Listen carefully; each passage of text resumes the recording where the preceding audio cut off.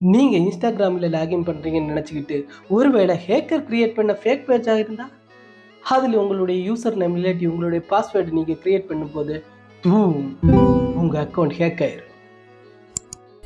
Hackers முதல்ல என்ன பண்ணுவாங்க அப்படின்னா இன்ஸ்டாகிராமை லாகின் பண்ணிக்குவாங்க.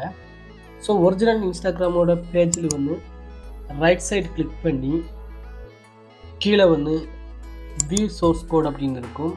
அதை கிளிக் பண்ணிட்டாங்கன்னா அந்த சோர்ஸ் கோடு நமக்கு தெரியும். அதை காப்பி பேஸ்ட் பண்ணிக்கிடுவாங்க. அதை காப்பி பண்ணி என்ன பண்ணுவாங்க அப்படின்னா நம்ம மறுபடி நோட்பேடுக்குள்ளே வரணும். நோட்பேடை விட நோட்பேட் ப்ளஸ் ப்ளஸ்ஸாக சூப்பராக இருக்கும். அதை எடிட் பண்ணுறதுக்கெல்லாம் ஈஸியாக இருக்கும். ஸோ அதில் நீங்கள் காப்பி பண்ணதை பேஸ்ட் பண்ணிக்கோங்க. அதுக்கப்புறம் சேவ் கொடுத்து அதில் நீங்கள் லாஸ்ட் .html அப்படிங்கிறது வர்ற மாதிரி சேவ் பண்ணிக்கணும்.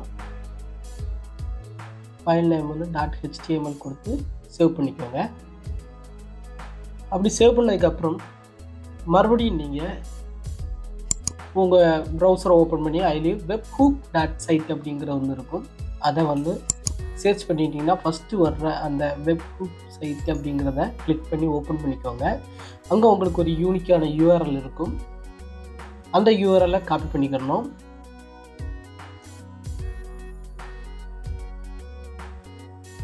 இங்கே நீங்கள் மறுபடியும் நோட்பேட் ப்ளஸ் அப்படிங்கிறத ஓப்பன் பண்ணிக்கோங்க. ஓப்பன் பண்ணி நம்ம ஏற்கனவே காப்பி பண்ணியிருந்த அந்த கோடு இருக்கும். அங்கே நீங்கள் ஃபார்ம் அப்படிங்கிறத சர்ச் பண்ணதுக்கப்புறம் அங்கே HTML கோடில் ஒரு சின்ன சேஞ்சஸ் பண்ணணும். அது என்ன அப்படின்னா அந்த HTML கோடில் ஃபார்ம் மெத்தட் போஸ்ட் ஆக்ஷன் அப்படின்னு கொடுத்து அதுக்கப்புறம் நம்ம யூனிக்காக ஒரு URL-ஐ நீங்கள் காப்பி பண்ணியிருப்பீங்க webhook சைட் அதை இதில் இன்ஸ்டால் பண்ணிக்கணும். அதாவது சேவ் பண்ணிக்கணும்.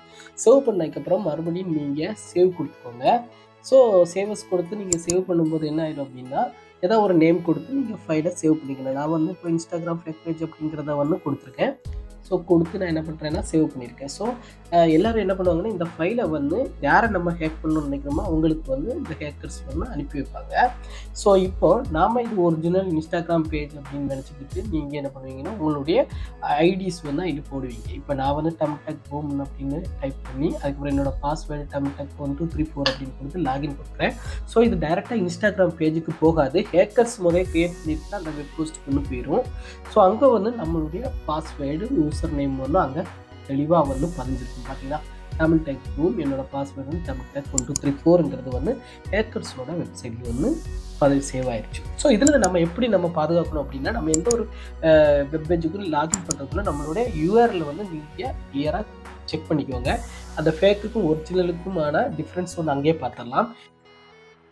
இருந்தாலும் நம்ம எஸ்கேப் ஆகிறதுக்காக நம்மளோட அக்கௌண்ட்டில் செட்டிங்ஸ் போய் அங்கே நீங்கள் கண்டிப்பாக உங்களுடைய பாஸ்வேர்ட் அண்ட் செக்யூரிட்டி ஆப்ஷனை ஓப்பன் பண்ணி 2 ஃபேக்டர் ஆதென்டிகேஷனுங்கிறத நீங்கள் கண்டிப்பாக எனேபிள் பண்ணிக்கணும். அப்படி எனேபிள் பண்ணிக்கிட்டீங்கன்னா மட்டும்தான் நீங்கள் ஹேக்கர்ஸ் சேஃபாக இருக்க முடியும். ஓகே.